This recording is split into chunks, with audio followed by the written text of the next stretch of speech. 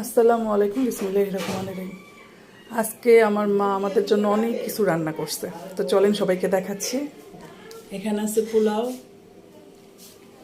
এটা হলো মুরগির মাংস আলু দিয়ে ঝোল, এটা ডিম ভুনা, এটা চিংড়ি মাছের ভুনা, এটা রুই মাছের কাবাব, এখানে আছে শসা টমেটো সালাদ, এটা আছে লাউ দিয়ে মুরগির কলিজা গিলা এগুলার ভুনা, আর এটা শুধু মুরগির পা ভুনা করছে রুটি দিয়ে খাওয়ার জন্য।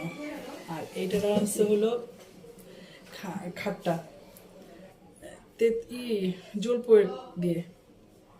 তো আজকে আমরা আমার মার বাসায় সবাই মিলে খাবো, তাই আমার আম্মু এগুলো আয়োজন করছে।